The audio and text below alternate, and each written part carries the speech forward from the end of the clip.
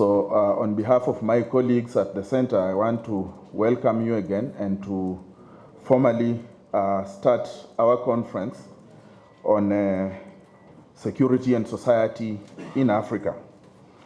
I noticed that the program today has minor problems around timing. So I want to, first of all, begin by highlighting a very quick thing that I think is important. Before I do that, let me just make a few remarks about why I think we need this conference.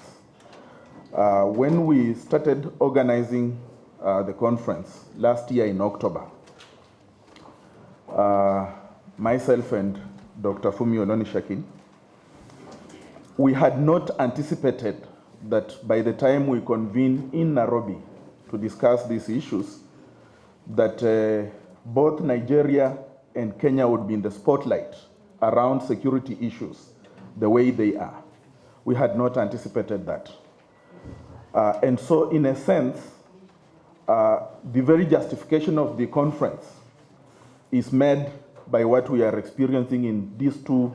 I would therefore add in relation to this is to basically make the point that I appreciate the fact that in spite of the travel warnings and advisories, you all decided that it was in the best interest of security and society in Africa for you to be here today. And I think that we should congratulate ourselves for that very fact.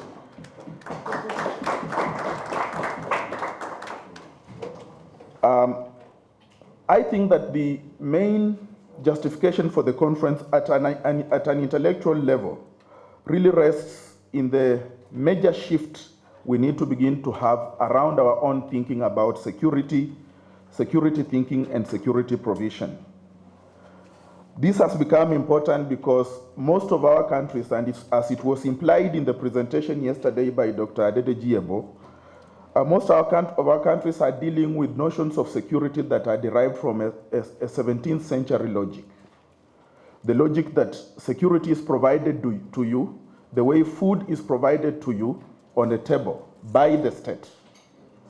And the consequence of that is that we have had a dominant notion of security informed by a state-centric logic to it.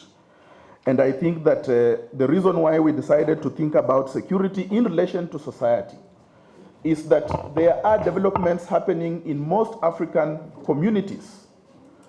Occasionally, the state is aware of those developments. Occasionally, the state is absolutely not aware of those developments. But those developments are impacting security thinking, and security provision. And I think that it is the job of intellectuals, it's the job of academics, it's the job of policy practitioners to bring themselves up to speed with developments in society. And so that intersection between dominant notions of security that are state-centric and other notions of security that emanate from society is going, in my view, to define how we continue thinking about issues of security going forward. And I think that this conference does provide us with a very good moment to place on the table a product that begins to redefine how we think about security going forward. And the African Leadership Center is indeed very happy to be associated with this particular thinking. It's indeed very happy to lead that kind of thinking. But it's also, perhaps in an even more important way, happy to be associated with the different colleagues and friends who are here both in their individual capacities, but also as representatives of partner institutions that work with the African Leadership Center. To be able to say that together we want to take control of this field, to begin to define where this field needs to go, and to begin to say that the products we place on the table should no longer be products that people that we talked about yesterday extensively at the round table are going to be able to stand up and say they are not doing their work on this. So perhaps in a very provocative way, I think that Wale Ismail's point yesterday as to whether we had given up on this, whether we basically were not taking lead of this. I think that should be a comment of yesterday.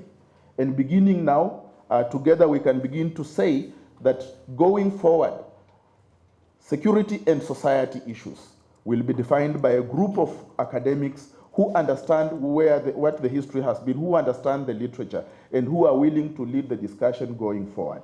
I think that is the core reason why we thought that this conference was going to be a very important defining moment in the way we want to go forward. By way of concluding my very preliminary introductory remarks, I want to say that we are just not going to have a conference, have papers presented, and then go home and congratulate ourselves about it was a really great thing to do. I think there are two things that I would like to place on the table that are very critical in terms of how we proceed. One of which is that we are already in discussion with Z Books in London about how we are going to translate what we discuss here into a defining book that is going to lead our thinking around issues to do with security and society.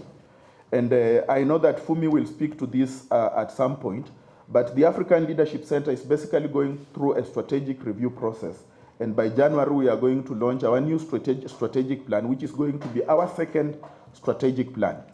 And as a core element of that process, we are going to be setting up a series that broadly is defined as leadership and society, which is why our conference program is titled Leadership and Society. But the theme of security and society is going to be one of the leading themes in that process. So we are going to use this conference to begin to launch not just publications around this area, but we are also going to conduct research. We are going to do policy interventions where we can, and we are going to be calling on you as our partners to help us lead this process. And the second thing that I would like to do, and which is in part a continuation of what we did yesterday, is basically to begin to say that in going forward, we are also going to accompany the process of studying leadership and society by acknowledging key contributors to the debates. Because that's what we have not done to our colleagues.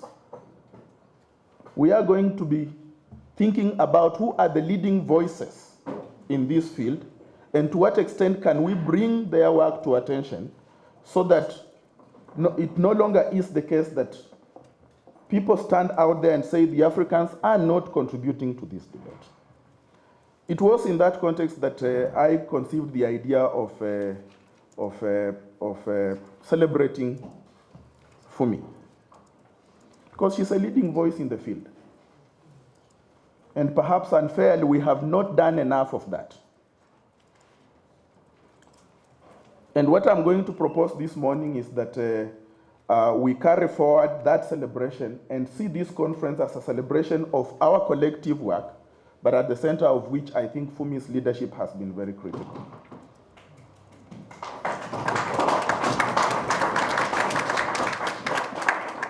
And Fumi, this is not to put you on the spot.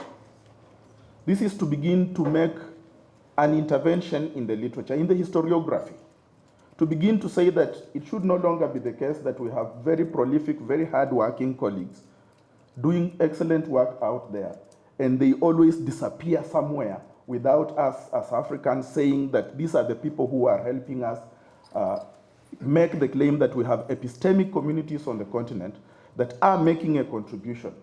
So it is for me not just a celebration of Fumi, but it is for me also a celebration of the mentoring process, which must be at the center. I mean, yesterday you had testimonies about colleagues who wanted to be like her. And I'm sure if I were to ask a whole range of people, there are very many colleagues in this room for whom we have always been looking up to. We want to make this a center where people meet, where we bring the senior scholars and the other scholars to begin to say, well, this is how we hand over the baton, and this is where we have come from, this is where we are going. I want to conclude my welcoming remarks by again thanking you all for joining me, thanking you all for joining us yesterday, and I would like to use the next 30 to 40 minutes to do something that I was unable to do yesterday, because the session yesterday was overtaken by our own love, our own admiration, our own appreciation of Fumi's work. So, Derek, I will request you to help me go into the next session we want to do two things. That's why the program looks a little bit confused. It was not a question of confusion. It was a question of intentionally trying to place things the way they are. We did receive yesterday a message from Dr. Kayode Fahemi, who was unable to attend this conference for reasons that you can all understand, but he took time out of a very, very tough campaign to record a message to all of us, but also to Fumi. And I would like to begin the next session this morning by playing that video, and then I will give directions on how we are proceeding.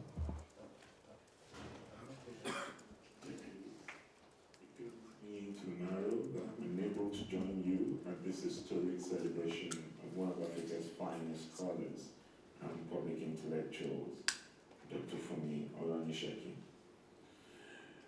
When I think of time, even from a punishing and busy campaign schedule to record these few words, as a tribute to a friend and a sister.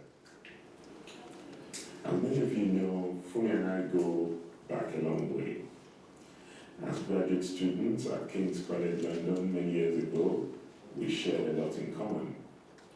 We were in the same department, both specializing in African security issues, at a time that the world in general, and Africa in particular, were experiencing serious post-Cold War security challenges. The development and democracy context at the time led us, along with our dear friend of blessed memory, Tajuddin Abdurrahim, to start the Center for Democracy and Development, a non-governmental think tank dedicated to the study and practice of democratization, development, and human security in Africa.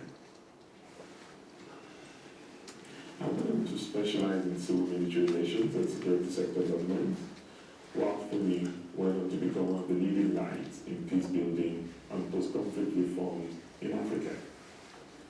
For the next 10 years, we worked like Siamese twins on the fundamental questions of state building and reconstruction in 21st century Africa. Apart from the work we did at CDC, we were also both instrumental, along with others, most likely placed carefully, in establishing critical networks, such as the African Security Sector Network, the Global Facilitation and African Civil Society Forum, just to name a few. Fumi is a tireless organizer, an incurable optimist, and a highly creative intellectual. Not for her, the privileges of a cloistered academic, completely cut off from the realities of our environment. It was that unquenchable and irrepressible quest for intellectual and practical solutions to African security challenges that led to the establishment of the African Leadership Center. And the great work she had done in inserting Africa back into the curriculum of King's College World Studies Program and the International Policy Institute, along with our long-time colleague and friend, Charles Abiodun-Ala. Our friendship over the years has since translated to close family ties, and there are many who actually believe we share blood ties. Well, with our birthdays just one day apart, our worldview is certainly tied by cosmic forces. As she moves on honorably from this crucial role as the pioneer director of the African Leadership Center today, it is my prayer that our light shall continue to shine brighter as she continues to tangibly impact on peace and stability of African nations. I join our family, friends, and well-wishers to celebrate this outstanding academic, prodigious talent, prolific writer, mentor, teacher, public intellectual, policy wonk, ideas generator, great woman of Africa, great woman of substance.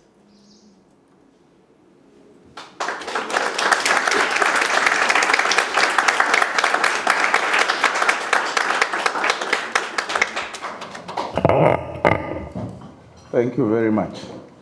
I'm sure that as participants in this conference, you join me in thanking Dr. Kayode Fayemi for taking time out of that very grueling campaign to record this.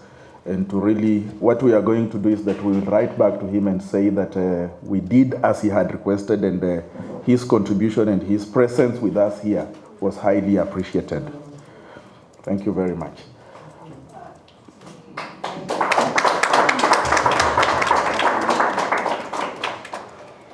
Allow me also to do a few other things that I think are very important in setting the tone for this conference. I would like to invite Zida Menhofer Mangeli to come and give a brief statement. Zida is a member of the board of the African Leadership Center. She is very surprised that I'm asking her to do this. But I think that if there is anybody who is a good friend, a critic of Fumi, and who has worked with her very well, I think Zida. I'll give you a few minutes to say one or two things.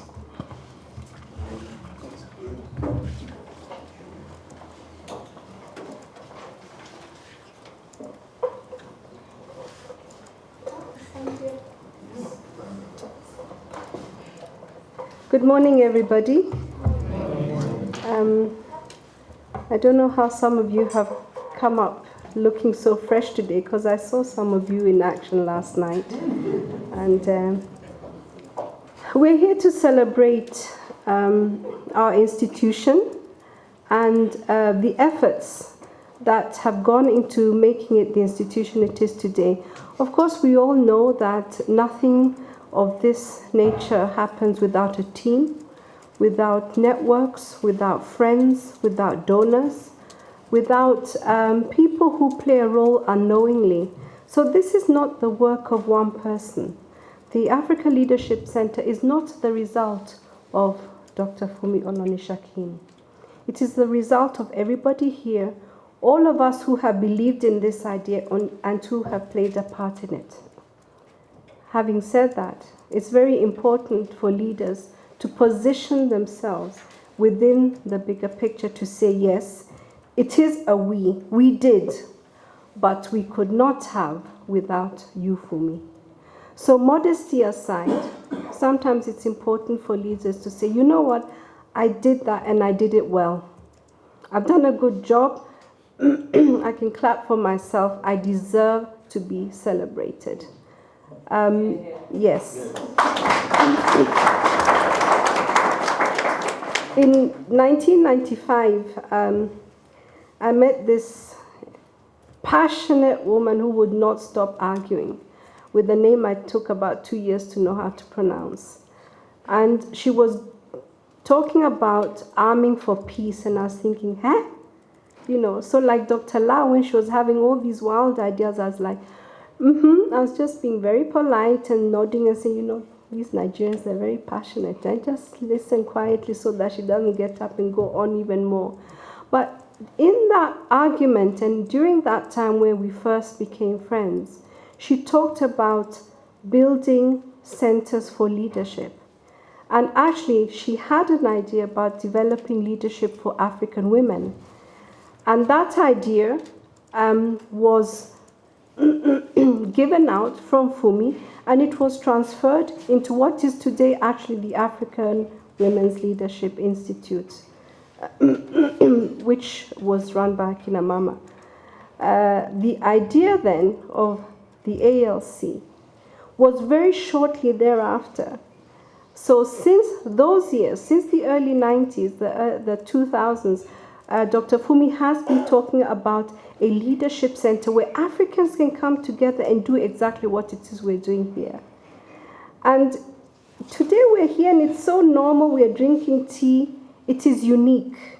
I have been to King's College, and I always say all those minimum age 60, balding, dandruffy, old white men is what you see in the corridors of of that power there. The Africans you are seeing, when you walk, you see the alumni, you see the fellows. It is because of you, Fumi. It's amazing. For me, I'm not a scholar. I'm not from that world of people who wake up at 4 in the morning to read books without pictures. I'm totally fascinated. I'm totally fascinated. And any black face I see there is there because of your efforts, your commitment, your passion. Fumi has several pillars she builds her whole life around. Integrity, courage. She's one of the most courageous people I know. Believe me, I've seen her take on a very tall policeman who was beating somebody. I stood aside and said, I'm not from here, I don't want to be arrested. She took him on, and so courage is something central to you. Integrity, loyalty, love of family.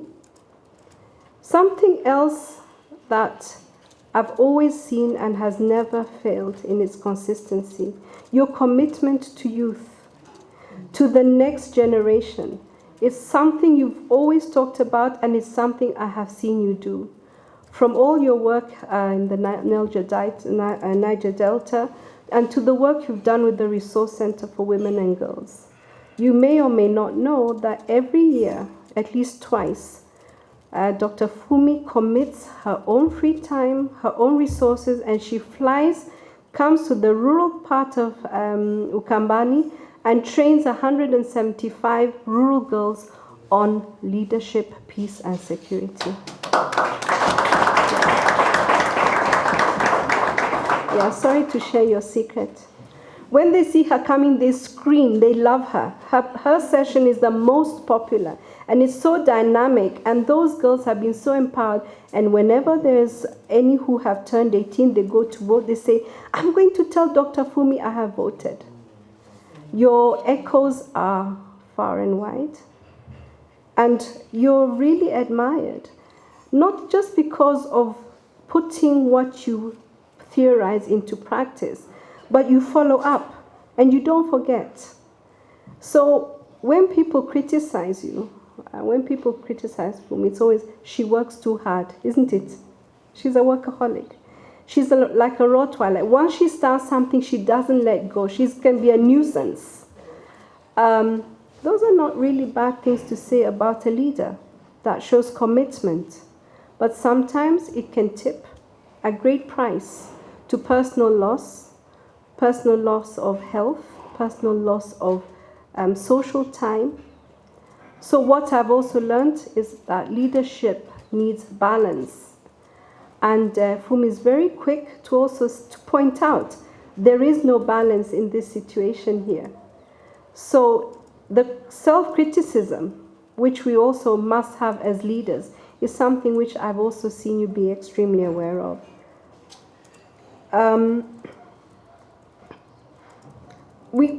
Yesterday I was thinking, but we're saying goodbye to Fumi. I mean, Fumi is not leaving the Africa Leadership Center. She's not. In fact, you know what? Just watch this space, because now that she doesn't have the day-to-day running challenges, watch what is going to come out of her role on the Board of Trustees, where she will be sitting with us and continuing to mentor, support, and be part of this extremely brilliant idea. As a friend, I'd just like to say, accept our love. These are all declarations of love. It's important to also say, I did do it. Yes, I did, and thank you for realizing that I did.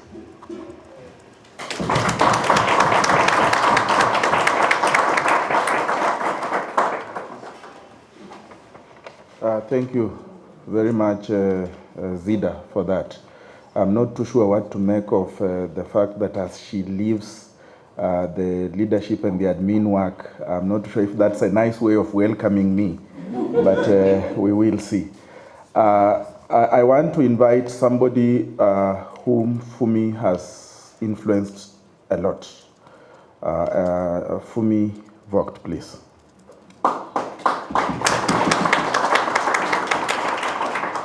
Fumi Vogt is going to be the Director of Operations at the African Leadership Center. If ever I'm going to get any credit for success, it's going to be that I'm pretending to have run the operations here while she's the one who will actually have done it. Fumi.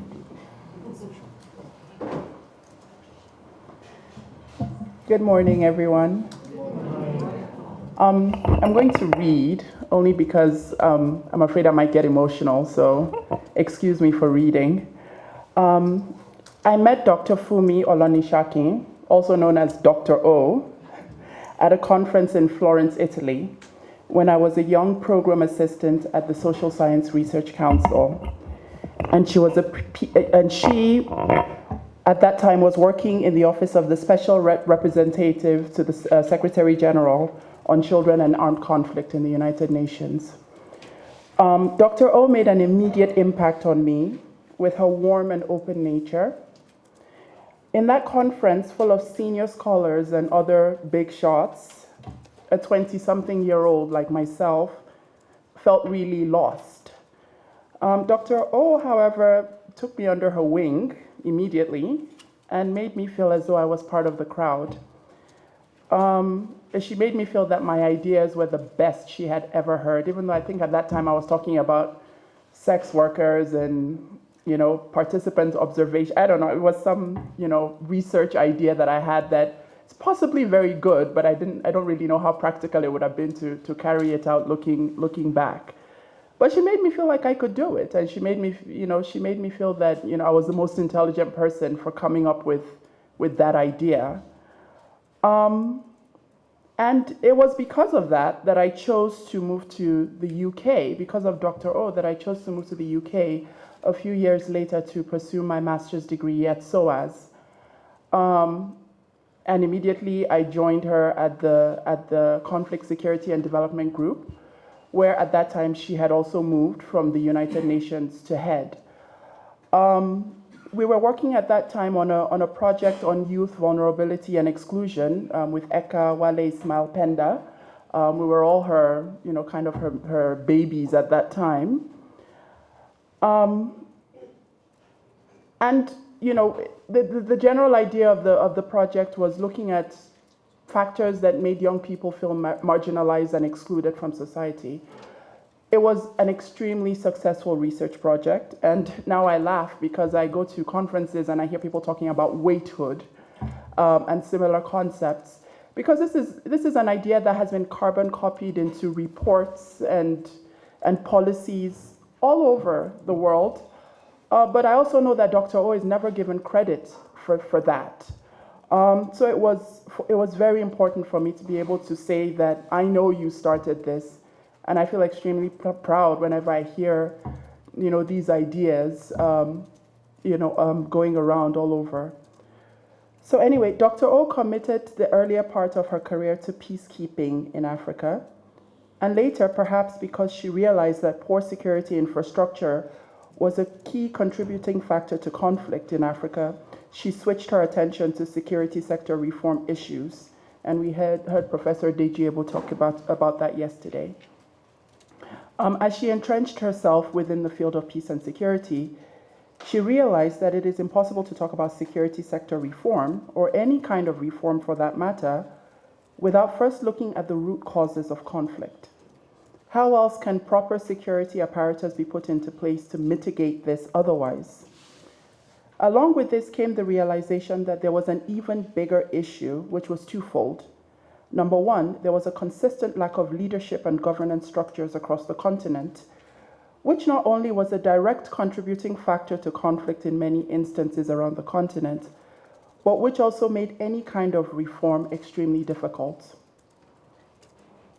Second, she saw that the so-called solutions to Africa's problems were being imposed by external constituents, and the voices and contexts of Africans rarely featured anywhere within these solutions. Dr. O saw this as linking back to leadership. She saw also that although women and children suffered the most from effects of armed conflict, that their voices and perspectives of women especially rarely featured in peace-building infrastructure.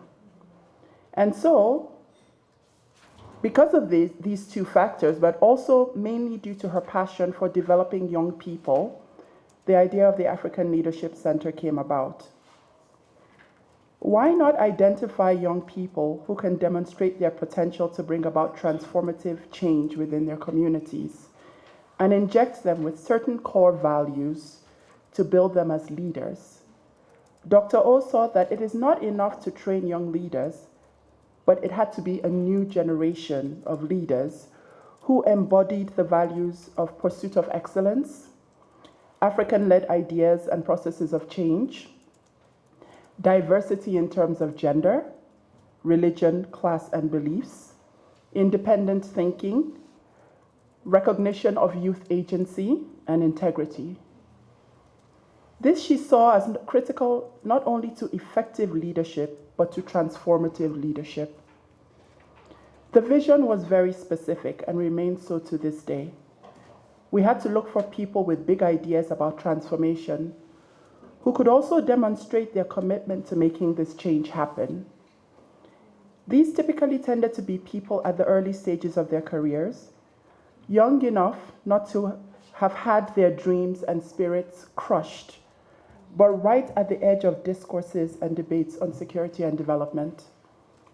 The reality is that without an ALC and the kind of training and mentoring it provides, too many of these young people would likely never break through to leadership roles in their communities.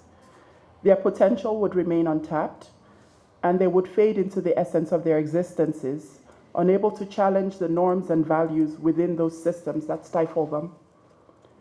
Today, the ALC is at the cusp of training about 100 fellows, with another cohort either currently undergoing or just about to begin their training. But how do we know that the ALC is making an impact? For me, it's when I sit in a workshop or other sort of event and I hear the ideals and values of the ALC being expressed. When did phrases like core values and African autonomy become almost mainstream in discourses, whether or not the intent behind them is sincere? It's also when international organizations like the United Nations or so-called world powers like the United States seek the ALC out to partner with us. It's seeing and hearing ALC alumni feature more and more in discourses and debates on peace and security issues. And the list goes on. The ALC journey has been a culmination of Dr. O's various experiences and passions over the years, and has been a labor of extreme love and commitment. As those of us that were here last night already know, she starts everything she commits to doing from her heart and does not stop until she sees it done. The ALC and all of us are products of Dr. O's heart and spirit.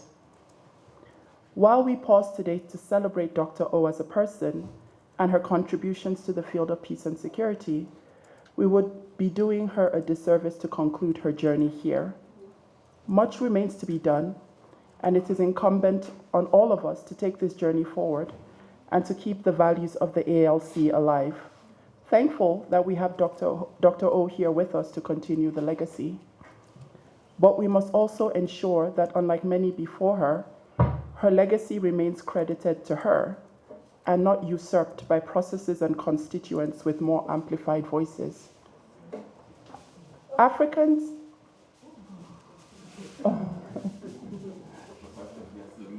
it was leaning forward. Africans pioneered basic arithmetic, cultivated crops over 12,000 years ago, lived in proper cities with plumbing systems when the rest of the world was categorized as prehistoric. And there are even signs of trade between West Africa and America as far back as 1,000 years AD. I'm not really sure how Christopher Columbus would explain that. But Dr. O changed the narrative of leadership, peace, and security in Africa, and placed Africans squarely at the center of this discourse. Yet, unlike the other facts rewritten in the history books to remove African agency, we must ensure that Dr. O and her contributions do not fade into obscurity. The rest is in our hands, but today we pause to say thank you.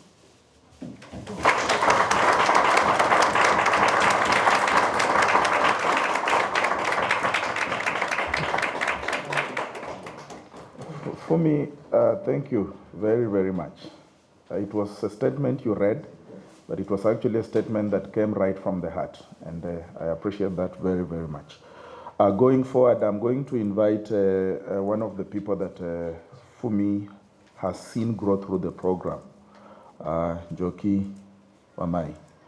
And Njoki she spoke yesterday, but she came into the program as on the Women's Fellowship Program, proceeded to do her MA and a distinction at King's College, and she's doing her PhD at Cambridge University.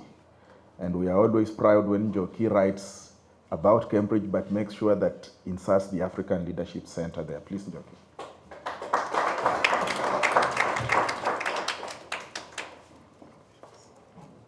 Thank you.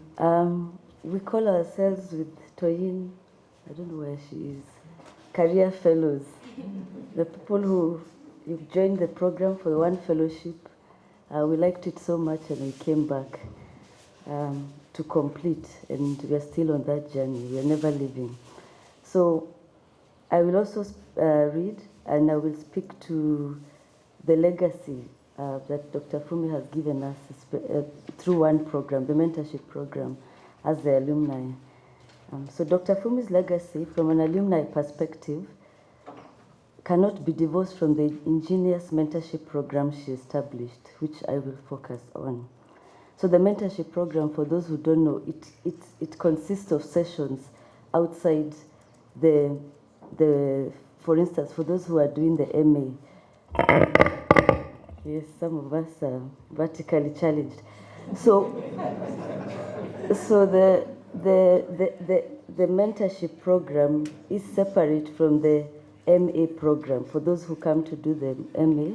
So it consists of sessions, what we call mentorship sessions with Dr. Fumi and the rest of the mentoring, the rest of the mentors, and many of you here have come to mentor us. So I think and I speak for the rest of the alumni and the fellows, this is ingenious, and it has influenced us in several ways. First, I think these mentorship sessions have conscientized us as Africans who have agency and responsibility to the advancement of our continent, and especially with regards to peace and security. Many of us joined this program. Like for me, I joined as a Kenyan, and I came out as an African, and not just an African who imbued these core values that we keep talking about. And I will again say what these core values that have become mainstream. Even a word like core values is it's part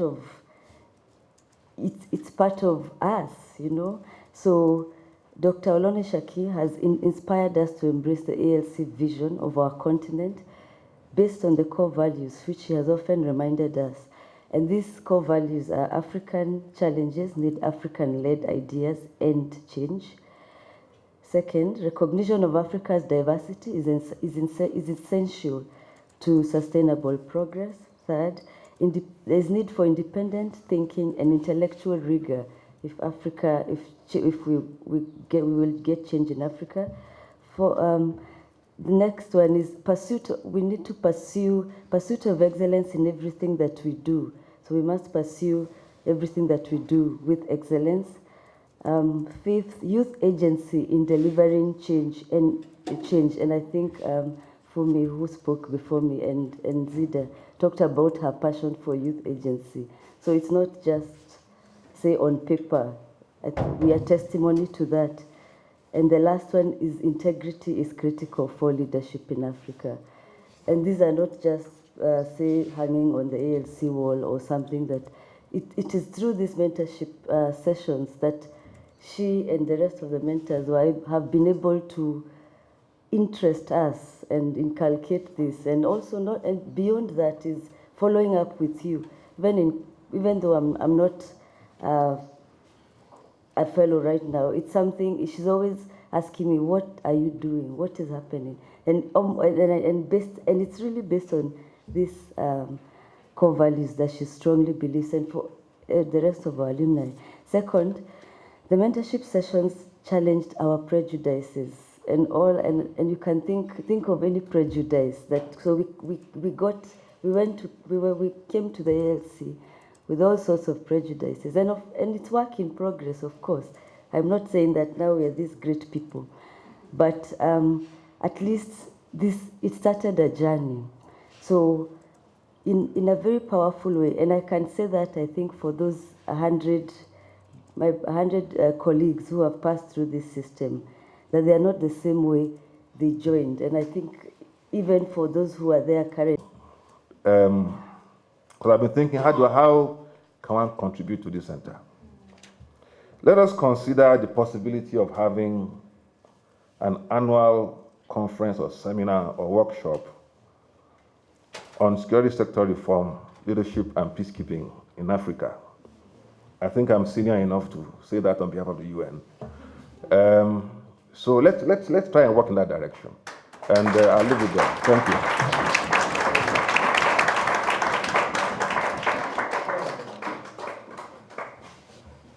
Wow. I thought I'm the master of planning surprises, but the last one caught me off guard. And I can only say thank you. Thank you very much. Okay, we've come to the end of this session. And I'm sure a good many of our colleagues would have wanted to speak, but I have to bring it to an end. We have a whole day to go. Just to say that this was my way of saying formally that this conference is actually an honor for me.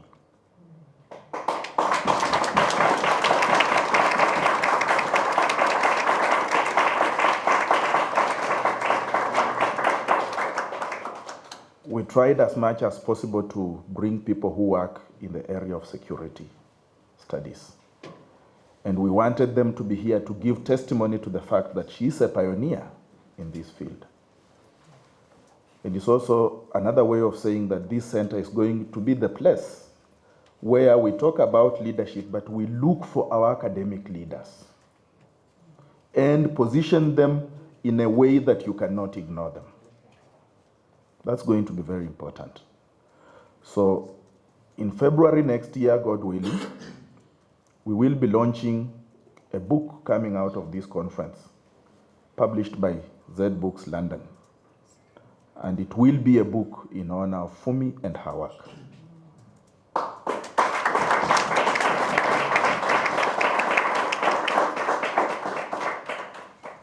The second thing I would like to say is that statements were made yesterday about epistemic communities in Africa and how they get neglected. Let this be the starting point to say, never again are leading African scholars going to be neglected by anybody.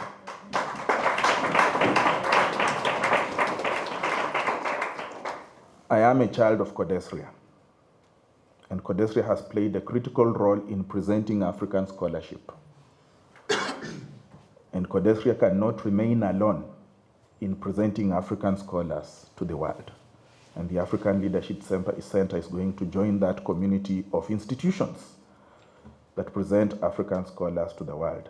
And Fumi, you are going to lead in that direction, because we have made a statement today that we appreciate your contribution.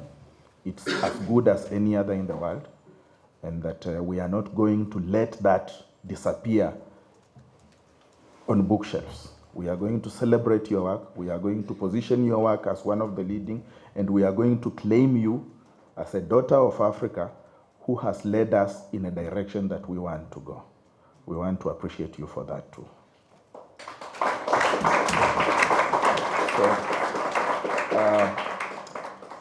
Finally, I want to invite my colleague. I'm happy that Peter da Costa came. I want to invite him here, please.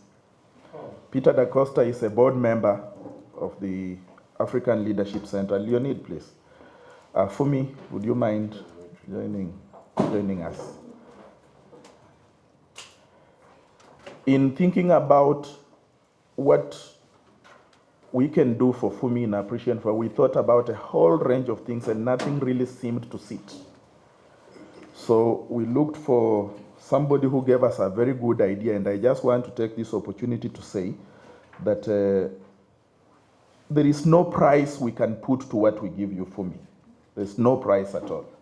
But we just want to appreciate you, and I want to ask Peter da Costa, to please hand over this present to you. If you don't mind for me, you will open it so that we know exactly what we are doing here.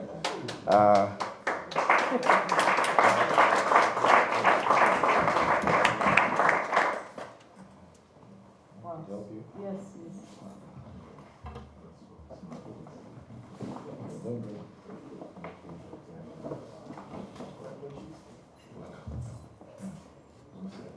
Very nice.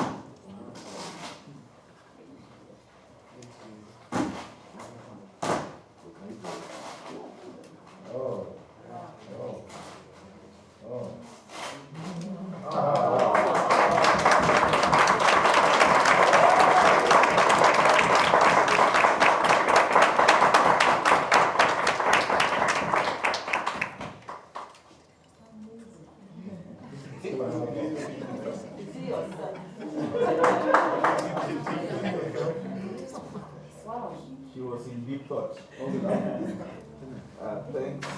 Thanks very much to Zida for taking the picture.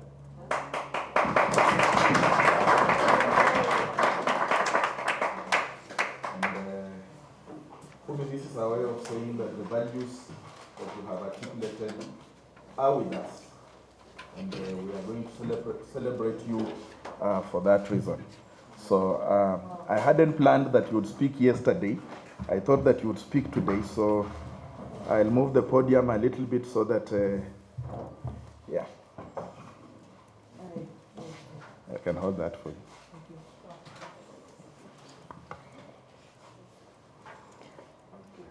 Wow, just when I think, okay, it's all over, that surprise is done, everything is, we can now start with the conference.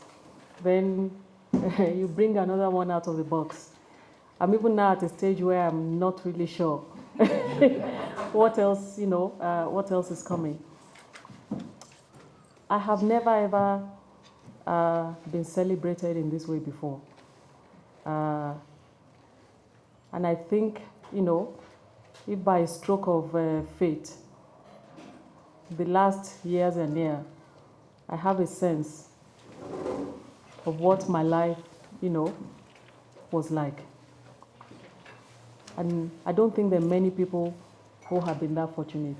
I don't think there are many people. Adewale Ajadi runs a session with Zida, I think, in our short training courses. And I think you ask people to write what is it, Zida? Is it the eulogy? Yeah, it's a way of, we did that in Lusaka.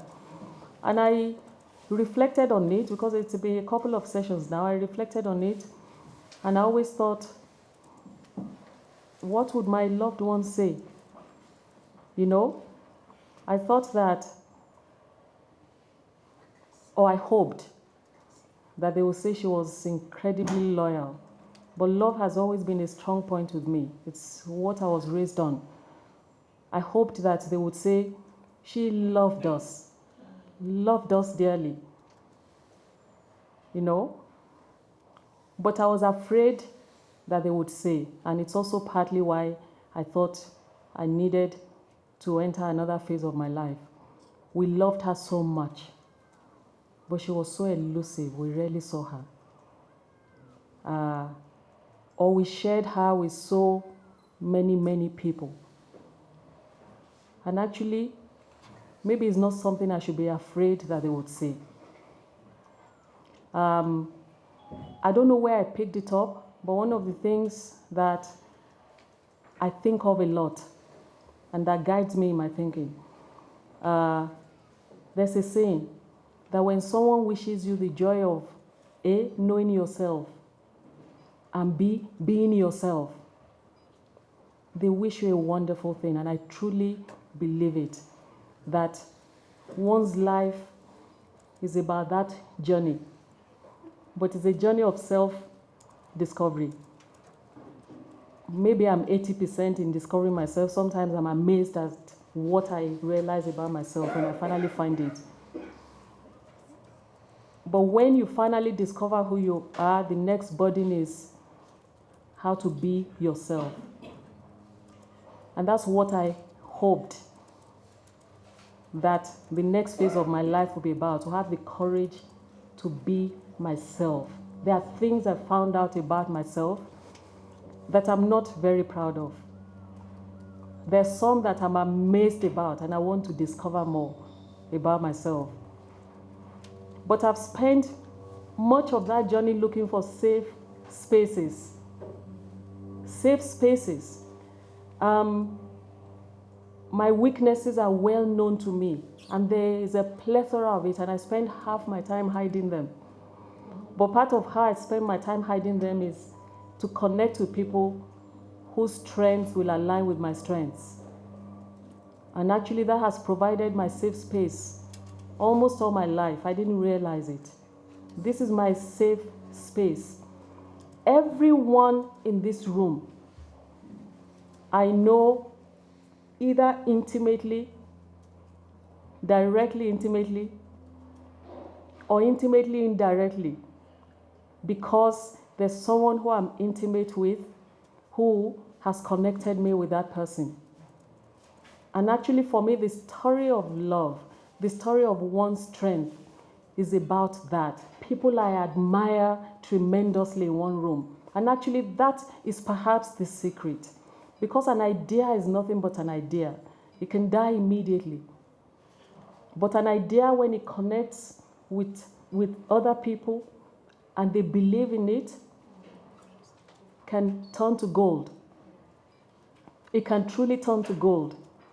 And my gold is in this room, because it was just ideas of a dreamer.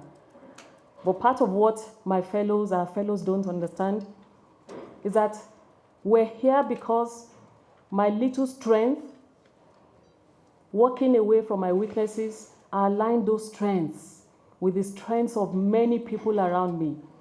And they don't know it, but hopefully they do. Because coming to the center are loads of people that I admire. I've read their work. Look, Adebayo Lukoshi will be sitting in this room. We met through Abiodun. I met Adebayo through Abiodun and Hussain. But I know Adebayo to be so busy. If I write to him once in a while, he writes back. I know how it is. But if I see him, it's like, we just take off, from there. But yet I know what Adebayo means to Godwin. I know it. I don't know whether you know. He's in this room. I know what Adebayo means to Eka intellectually before Eka met, before he examined Eka's PhD. So there's a story that connects a story. But actually, first and foremost, is a story of the heart. I don't think there's anything that happens without the heart first. Unless we're just trying to, I'm sorry, excuse my language, bullshit each other and people and, try to pretend that we're who we're not. And I think there's a love story that connects everyone in this room. There is. And that's what I think the ALC is about. And honestly, I think that's what the African continent lives on a day-to-day basis. It's a continent that ought to have withered away. And that's why I think the rest of the world can really, really not destroy the continent, in spite of ourselves, and some of the stuff that, we do. So I'm here. Adedeji, you're right. The story of an alchemist caught me, and I think the only other person who will understand it in that way is Adewale Ajadi. All right? Because I suddenly realized it. I am here in this way because of you. Just by myself, by those tiny ideas. And I told you how, really as a little girl, I would dream and dream and dream. And I have more new ideas that I always just try to suppress. But I'm here, really, really, because of people. Olonishaki means those who have people behind them are brave indeed. That's what Olonishaki means. I reflect is my grandfather's first name, but it has been true to me as a name. It has been true to me. I'm nothing at all without, these people. There's more out here. There's more. And I can just recount the names of people who have stood by me, by us, who are not present, in this room today. But they're present. If they were here too, they would have their own stories. But your story is my story.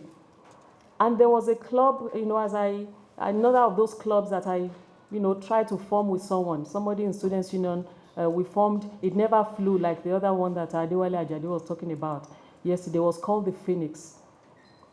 And we had a slogan. The past is a story told. The future may be written in gold.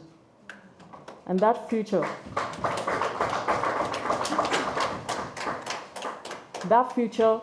is what I need to leave to everyone. Why? Because another secret of mine is I'm actually not, my strong point is not in, running things like that. I always have, nice pots of ideas. I think my strength is in making things. But I go looking for people who will process them.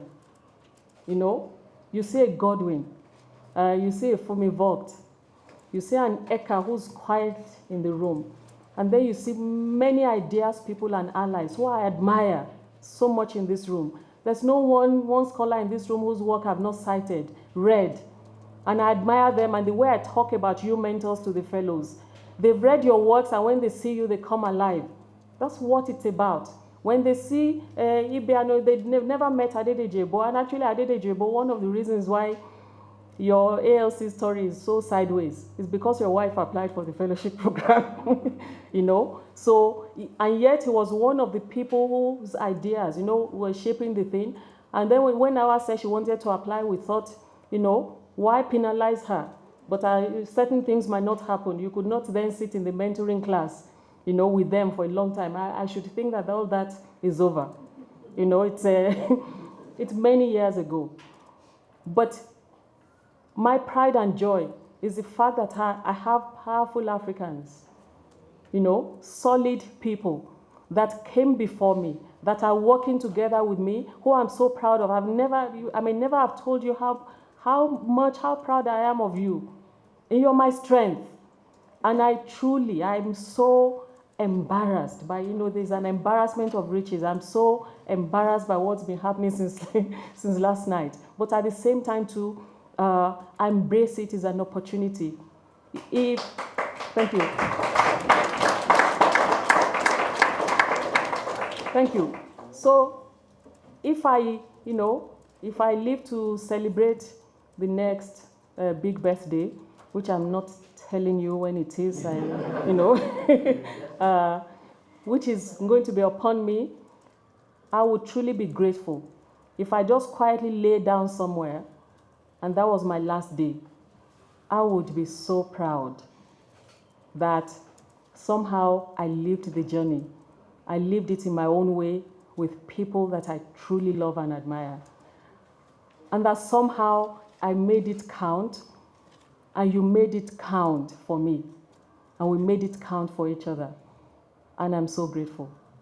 I'm so grateful. I think it's the beginning because I simply made it, but all those people who will build it and make it come alive, they were not just waiting in the wings, they were building it with me, and they would take it places, because I think the intellectual work that will transform the African continent is just about to begin. It's a battle of ideas, and it is something we need to do. I think, Honorable Sebali, you said knowledge, leadership with knowledge. That suddenly faded. And the only thing that I think the African Leadership Center is doing to add value is that all the brilliant minds of Africa were operating in isolation. operating, doing their things, transformative people on the continent. They're the ones who've been keeping the continent alive. And very bad people are well networked globally and regionally, and they're destroying the continent. I think the real added value of the center is to find these gems, these brilliant Africans who are powerful intellectuals in their own right, who think differently about Africa, who can come together and start, collecting their narratives into one solid story. It's only one story to truly transform the continent, old and young. This is a center where, as Gordon was saying, it can happen. And I think it's about making it happen. And I'm so proud that I'm leaving it behind in the hands of very capable people. I truly, truly am grateful. Thank you so much. Thank you.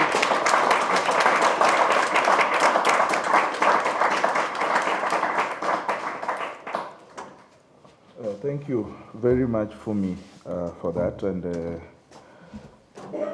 my bag of tricks is now empty. So don't walk around thinking that he's up to something again. Well done.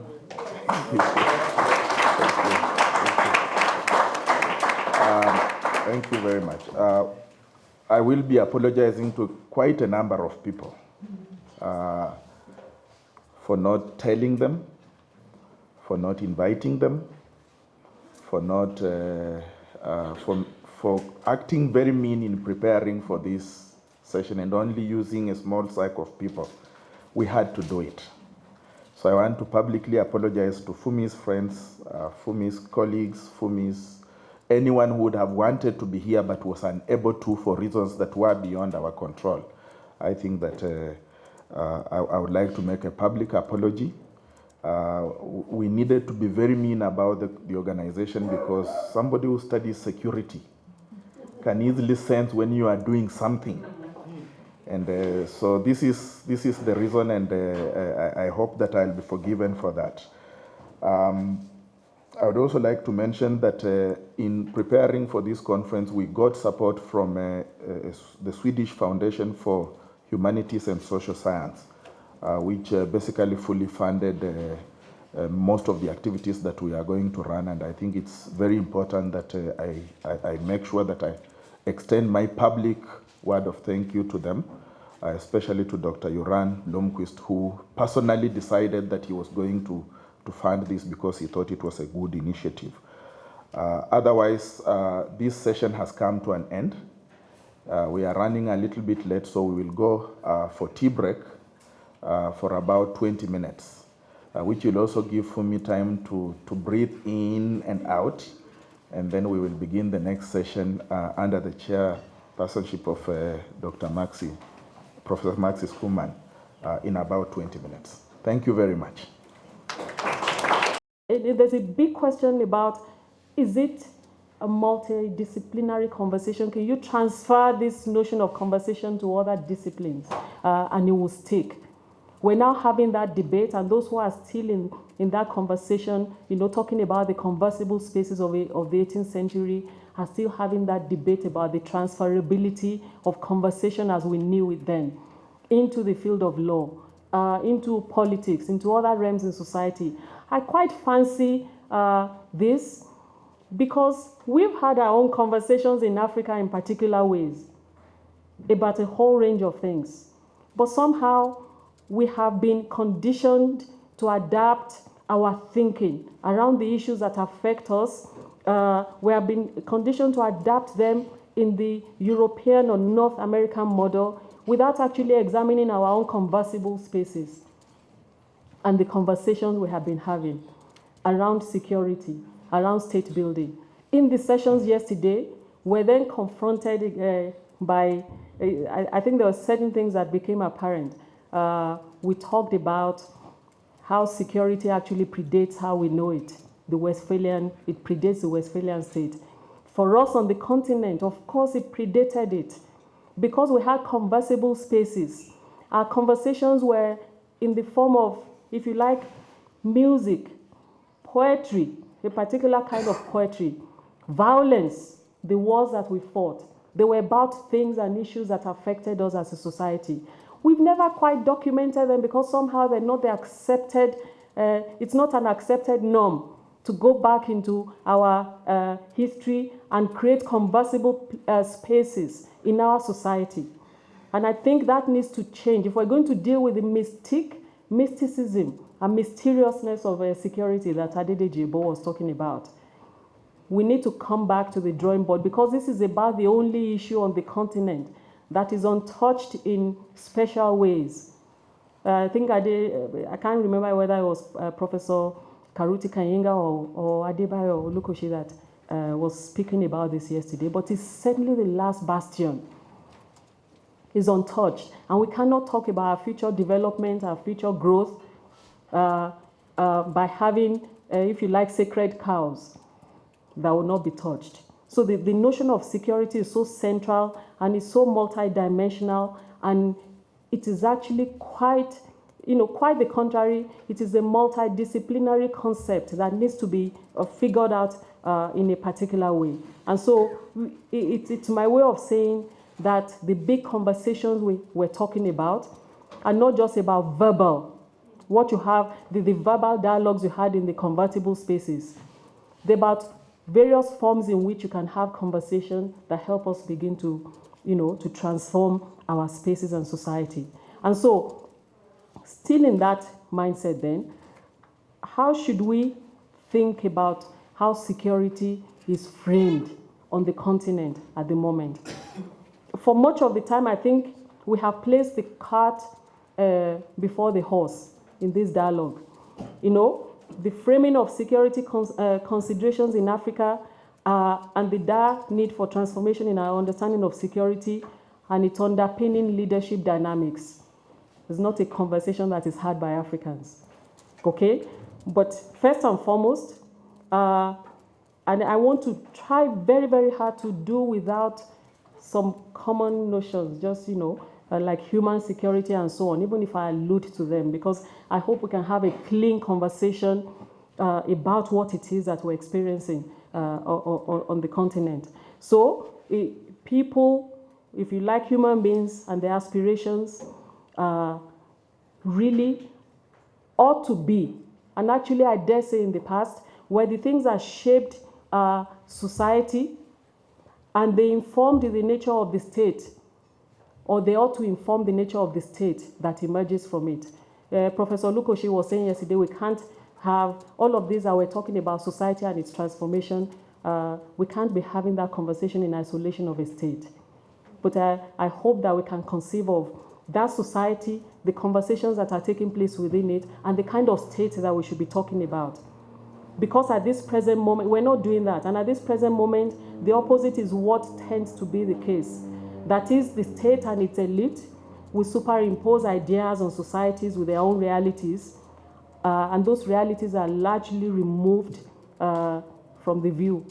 The realities of society are removed from the view of the leaders, quote unquote, all right, or the ruling elite. How should we therefore, if we look at, how should we therefore begin to construct this conversation around security? All right? Security, in its broadest sense, is a state of being. It's a state of being. It's the only way that one can truly reconcile why security has multiple, multiple characters, multiple dynamic. It's a state of being, to my mind, in which people aspire to reach their fullest potential. And what is that fullest potential? Every now and again, you talk to the odd one or two people, in this data gathering thing, and you're doing it quietly and silently, and we never disagree, even though the order of preference may change. But this fullest potential will, for me, consist of two big things: to live long and to live well. Okay? To live long and to live well. I have not met anyone yet, if you ask them quietly, who would say, no, I don't wish to live long, or I don't wish to live well. But sometimes they might have an order that if my back is pushed against the wall, I will choose one. And even those who go into voodoo and sacrifice long life or other forms of prosperity, if they were doing it, consciously, have had to make a very difficult decision. Okay? So therefore, you're talking about every individual in every society globally harboring the promise of personal growth and development without a threat to their presumed or believed liberty to pursue that aspiration. That's what we all aspire to at any given moment. Now, such threats to the aspiration might include all forms of anxiety and fear. And those who are so sold on a particular notion of security that they call human security push that particular kind of button. And I don't think my job at the moment is to challenge it, but to say that security has a global notion, is a global notion to an individual, and it represents the most basic of things. And when you begin to deconstruct it, it lies across many, many, many, many disciplines. Okay? And so if you, Leota, I don't want to go too much into the literature, and those who tend to think of security in dictionary terms will tell you that its origin is securus, meaning tranquility and freedom from care, or the absence of anxiety upon which the fulfilled depends. For me to be fulfilled, these things need to happen. Okay? So, some can then start talking about grand notion of how that personal security converges with national security. But I want to take us, hopefully in the next 10 minutes, on a journey to that connection without making it too complex if we're going to have an African conversation about it, about that state of affairs, a state of being in which we're secure and free from all manner of anxiety or fear in order to pursue that fullest potential that I talked about. So, if we leave the state aside for a minute and we think of the kind of state we had or the kind of society we had before Westphalia was imposed upon us in whatever form that it was, I can think about security for that society in a cumulative way, which means the state of being for each individual in a society cumulatively defines that society's state of affairs, from which the state subsequently draws its security vision. It's a collection of the aspirations of various individuals in society. And then it becomes more complex, because the journey to my own fullest potential might be different from your journey to your own fullest potential. But we are all living together in something called a society, even if that society is my village in Igbimo, and it's somebody, and then you begin to extrapolate that. It begins to accumulate. So security begins at the personal level first and foremost, and then transcends that to the level of the state, and not vice versa is what I'm trying to say. We begin with us as individuals, a collection of individuals, it accumulates, and something called the state or whatever it is that moderates that space begins to take over what our cumulative security desires are. So the collective protective umbrella of the state should then be provided across society through a cascading effect. It sounds very simple, but the human factor in any collection in society is the most complex bit of it. This is where leadership comes in, because if we have to live together as a family or as a collection of families and a society, we have to have a conversation around what our fullest potential means and what accumulates to that, what accumulation of that potential represents for the village or for the larger community. Okay? This is where leadership, to my mind, comes in, because it plays an undergirding role in managing society's contradictions. There are many contradictions in the way we seek to achieve our fullest potential. And we're not even going to talk about power, who holds it, where it's held. It becomes very, very complex. But in its simplest sense, it is simply a group of people wanting to make the best that they can out of life, living well and living long.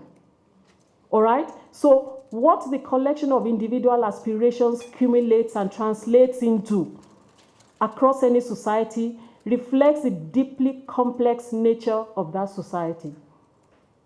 And leadership, therefore, becomes very interesting because what we're talking about is what we then understand is accumulating the aspirations of people in society and generating priorities. It's fraught with all sorts of dangers. We just had an election in Ekiti State where somebody interpreted the priorities of society different from how the rest of that society, understood their priorities to be. So it's fraught with all sorts of dangers, particularly in the absence of the moderating or mediating influence of a state. But what is that state? Is it what we're told is a state in Westphalia? And the big issue is that on our continent, in many parts of the continent, with very, very few exceptions, maybe Ethiopia, you can take out maybe 3 or 4 countries that might have had conversations about how they want to accumulate security and what the state means. You see states that didn't grow out of the societal aspiration. Okay?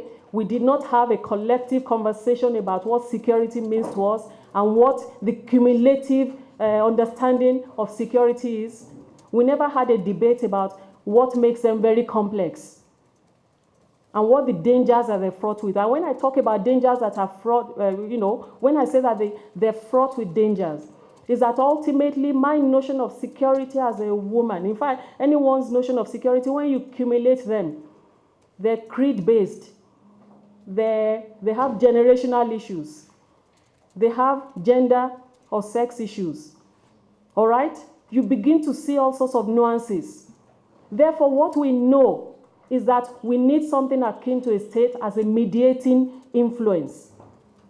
All right? So one could only understand what constitutes security challenges for a given society when one understands the cumulative priorities and what threatens the realization of those priorities.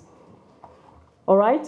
So the negotiation of these priorities is especially crucial for maintaining stability and the reproduction of societies. And it is these negotiations that produce for us, that ought to produce for us security conversations, which others have for us from a distance. So our conversations about what constitutes security for us on the continent have never really been conversations that we've had. All right? The rules have been written either on the basis of Westphalia, which everybody accepts, and in an international system now, the state becomes, the standard unit in that space.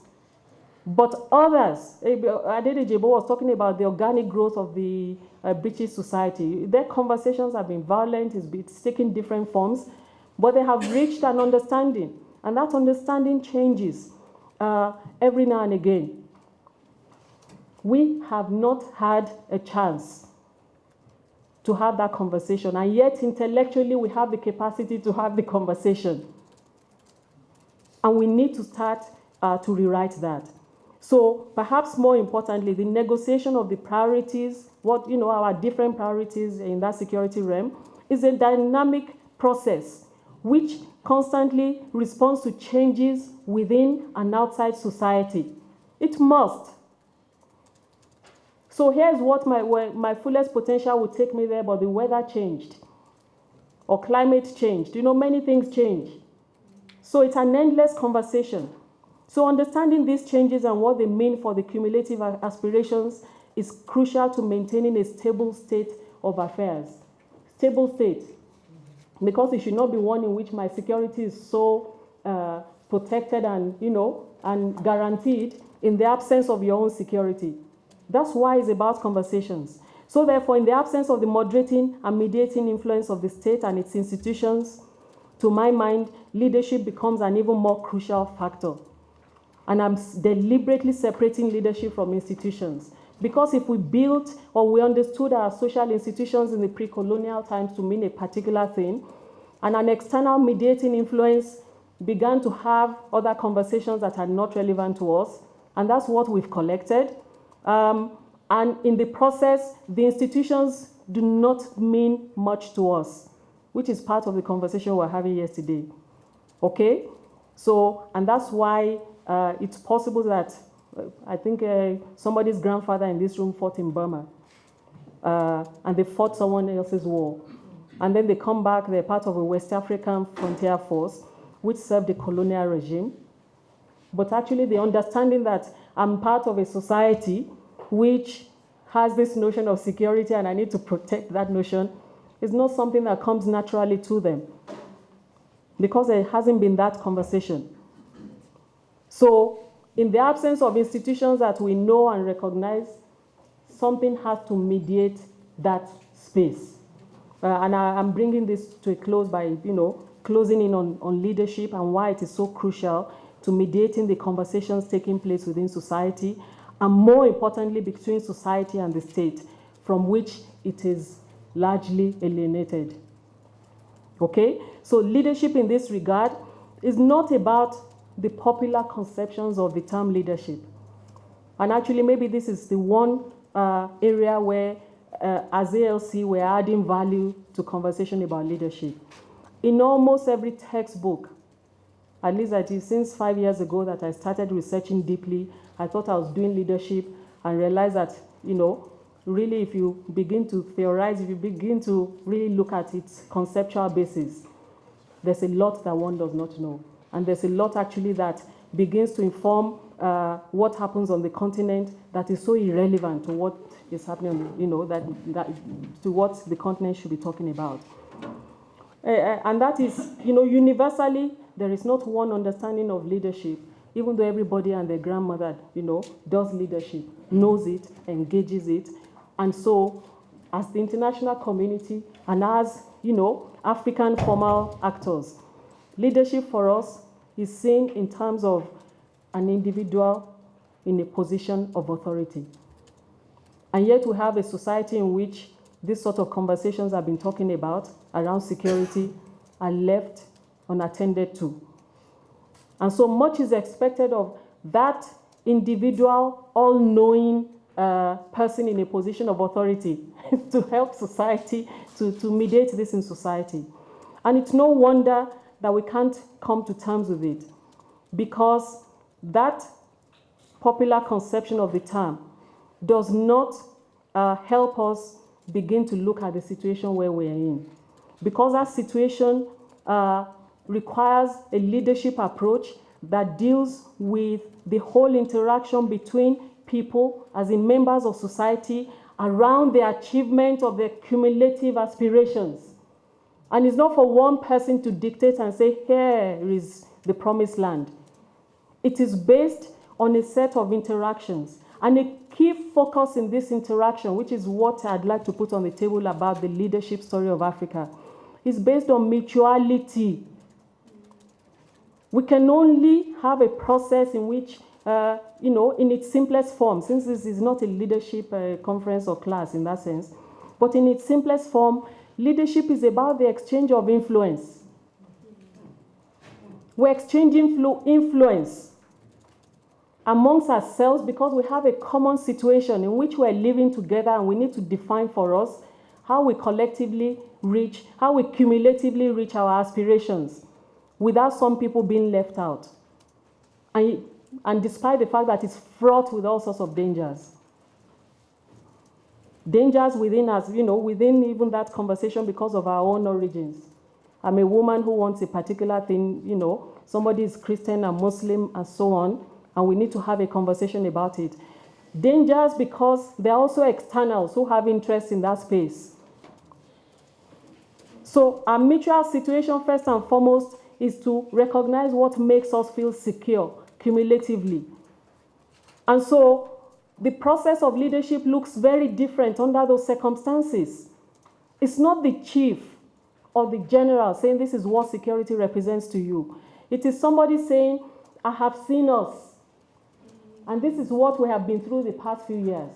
Here's my understanding of my security. So that exchange of influence means that some people are asserting their ideas about how we should pursue this common security. And then others look at it and say, my goodness, Cyril, I never thought about it like that. Look at the drought of the other year. Look at this other one. Here's what we wanted. We like your idea, Cyril. So Cyril asserts influence. That community that is collectively affected by the situation accepts Cyril's assertion of influence. And if he says this and they don't accept, they don't accept. In all realms. That is the interactive process that is based on mutuality because we're forging a mutual goal, mutual security goal. And it ought to accumulate from family to village to nation. And it's a long, painful conversation, and that conversation will be had in different ways. But instead, that mutuality rarely exists because we have another leadership dynamic that is taking place on the continent, which is a group of individual, all-knowing people in positions of authority who actually exchange influence with externals on behalf of the people in their societies. So they exchange it, it's done there, and then they superimpose it. And we wonder why there is no peace and stability. Because, of course, my notion of security and what makes me secure and what I aspire to in life is so different from the notion of someone who's in Warwick and is writing my security framework for me. Adedeji, you didn't go to Warwick, you went to kill. Okay, so, all right? I think this is why we need to go back to the drawing board to talk about security and society and the kind of leadership framework that we impose on that. And it's a drawing board issue because those conversations about security and society in Africa must take place in different realms, in different places, and in different ways. And there's no holds barred in terms of the disciplinary origin of it. It cannot be about the man holding the stick that Adedeji Ebo was talking about, which is as it is. And I think this is why Godwin's task this morning, in terms of helping us say this is, where we've been and where we ought to be going because society is transforming. I think that's why his own task is a harder task than me. And I think for the same sort of leadership exchange that we're talking about to exist between society and the state, that mutuality between society and in large part the representatives of the state has to be part of what we need to be forging. And actually we can't engineer it. We can't engineer that mutuality because we're either in the same situation or we're not. And if we're not in the same situation, we don't experience the same thing, there can't be a security agenda. Where the elite is going most of the time, where the ruling elite is going, is such a different pathway from where the rest of society is going. All right? Leadership is therefore an important driving force, shaping the aspirational realities in society and relations between society and the state. In the absence of leadership, it is possible that all of the possibilities of fulfilled potential unravel and intra-societal affairs become chaotic and the state-societal relations degenerate into a state that we don't recognize. So returning to an understanding of the cumulative state of affairs in African societies requires a careful interrogation of the main threats to the dimly or clearly sensed aspirations of human society across African regions. The manifestations or expressions of interest and lived experiences across African societies we need to study and study, rigorously. Therefore, we also need to study the changes within and without that influence our lived realities. So an overhauling of the leadership dynamics that shape intra-societal and state-society relations, and a careful documentation and moderation of intra-societal and society-state conversations is what I will begin to look at. So outlining and assessing a path to new security thinking to drive state-societal relations preceded by elite-people relations. That's deliberate. It's a lot of work that I think confronts African scholars. So rethinking the path of re-engagement with key African and extra-African interlocutors that have been involved in mediating the spaces. Others have been involved in mediating our spaces between the states, ruling elite, and societies. So suddenly we're not talking about state and society. I bracket ruling elite into a particular category on their own because the way they have mediated the space for us, the way they have mediated conversations or not mediated them, has actually been part of the problem. They have been mediating their own spaces with other interlocutors. And I think that our conference and everything that comes out of this needs to help us shape this thinking without returning to how Africa has fared in the last few decades, especially in the post-Cold War period, to start to deconstruct the transformations going on in society and how those spaces are being mediated. Without doing that, we can then begin to decipher how we want to think about security. I'll leave it at that. Thank you so much.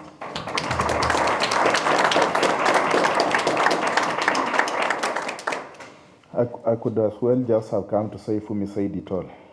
But let me just make a couple of points that complement the presentation that Fumi made. Of course, what she basically says that the relationship between security and society is not a straightforward one. It is extremely complex with multiple actors, all of them driving different interests. And perhaps the starting point therefore has to be to look at the contradictory nature of the post-colonial African state and to begin to understand just how much its character has informed how we understand issues to do with security. And the one thing therefore that comes to the table would be the minimalist way in which it has interpreted its role in relation to security. Minimalist because the agenda has always tended to be focused on the state. It's very state-centric. And the threats that people in society experience do not always register on the radar. I mean, this is something that is ironical to say because the assumption about strong states in Africa has been that they are strong enough to be able to do all those things. But in fact, when you begin to look very clearly at the more direct engagements around security issues, the agenda tends most of the time to focus on the interests of the elite, as Fumi has put it. And there is a sense in which, therefore, it is important to bracket the elite and not to make the assumption that the state and the elite are synonymous. What then becomes very clear is that the notion of security has been framed more from a law and order perspective. Most of independent African constitutions had an element in their Bill of Rights that basically did state that everything was okay, subject to state security. And I think you extract that element of it and you begin to see how exclusive the agenda for security, how minimalist that agenda has been over a long period of time. And that the authoritarian state, therefore, that begins to assume that takes power at independence and grows exponentially into the 1960s, 1970s, basically begins to roll out an agenda on security that is most of the time elite-driven and focusing more on law and order situations, what the late Professor Atiena Adhiambo called the ideology of order. Now, you go down into the 1980s, 1990s, especially during the period of structural adjustment programs, and those of you who are old enough like me to have been in the university in the 1990s, yes, will remember in the context of the structural adjustment programs, with all the demand to retreat the state and unleash the private sector, sectors like the health sector, for instance, education, they get subjected to the logic of cost sharing. But hardly is the security sector subjected to that logic. And the entry of private companies into the security sector has been largely the consequence of state sanction rather than individual private initiatives from whoever. So when you look at the contrast between how the security sector is treated and how the health, education, infrastructure sectors are treated, it brings with clear visibility, with clear clarity, how security has tended to remain largely a state project driven by elite interests. What is difficult to understand is that though most African governments have presented themselves as conforming to the Weberian notion of a monopoly of violence, the truth of the matter is that huge chunks of their territories are never really under any form of law and order. And I think that's the entry point into thinking about society, if you ask me. It is an important entry point into beginning to think about society because there is a lot that happens around issues to do with security that is happening within communities, occasionally with the state paying some attention, but most of the time really things that are beginning to happen without the state paying that much attention. So that the narrow, state-centric, elite-driven logic of security has to begin to confront the fact that transformations in society are beginning to demand different things of the state around issues to do with security. And I think that the resilience of African communities in the face of a lack of security, in the face of insecurity, or occasionally also in the face of insecurity driven by state institutions, becomes a very central element of what we need to be thinking about going forward. And it's not only an internal logic. I would want to make that emphasis. There is also a global element to it, perhaps remarkably put to test in the context of the war on terror. And one thing that is important, I'm sure there are going to be presentations in this conference on that. One thing I think is very important is that on the one hand, we have had bilateral and multilateral arrangements that begin to define what security should be, what security provision, how security provision should be understood on the continent. But running almost close to this have been groups within the continent that have taken that logic of counterterrorism and transformed it in interesting ways that they are beginning to cause disruptions within society, so that it's no longer the case that groups like Al-Shabaab will be attacking police institutions, government institutions. They are going back into the communities and beginning to cause a lot of havoc there. The consequences of those kinds of shifts in terms of security, targets of insecurity, I think it's very, very important for us to begin to think about that. So that the Westphalian notion of monopoly of violence is one notion that we need to begin to rethink very carefully, because many of the things that are happening do not conform to that very dated logic of security thinking or security provision. And the most important thing therefore is for us to begin to look into our own communities and to begin to understand how is it that security is being reformulated by movements on the ground that we have no control of, some that we only wake up to and to begin to see what they are doing. The point that I think that my presentation, Fumi's presentation, is really putting on the table is that society is challenging us to begin to look differently at the issue of security. Vigilante groups that are emerging across the continent and defining how insecurity is done. Border zone communities, for instance, many of which we don't pay attention. I think it's yesterday that somebody was mentioning about the conflict in Casamance, for instance. Most communities on our continent that are close to the border tend to be very far away from our own imagination of security as academics, but also from the state imagination of security provision. And I think that beginning to shift our focus away from the center of the state and looking at some of these communities on the margins, communities in borderland zones, is going to be a very important way of looking at this. There is also a policy challenge.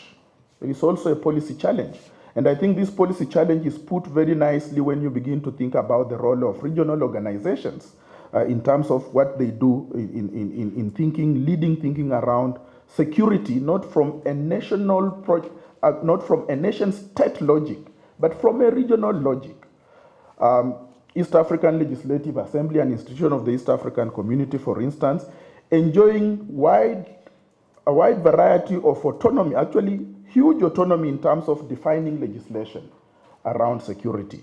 To what extent can we begin to shift that focus into regional organizations, for instance, to begin to see how we can mobilize thinking around, from communities into defining a new security agenda? Really, 4 themes that should be very critical when we are thinking about transformations in society, and I'll just very rapidly go through this. One of which has to do with the changing demographic profile of the continent and what that means for security provision. There is going to be a panel that is going to deal with this issue, but it's one that we need to flag right from the start.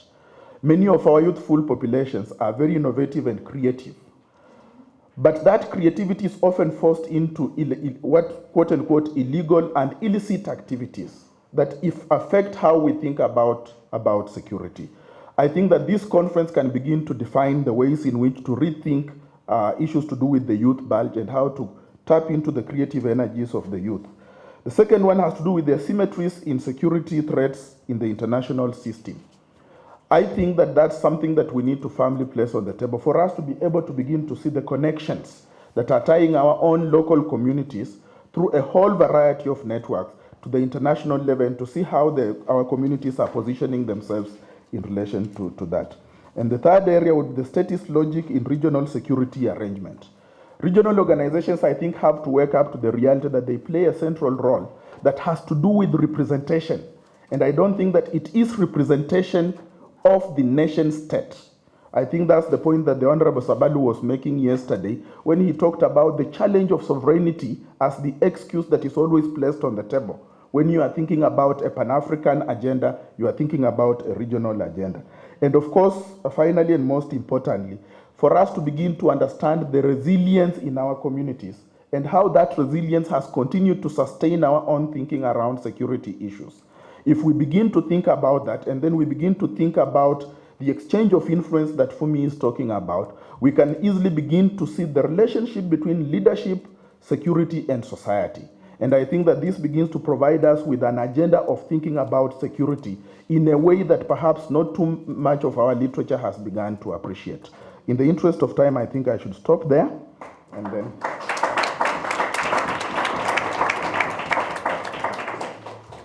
Thank you, Godwin.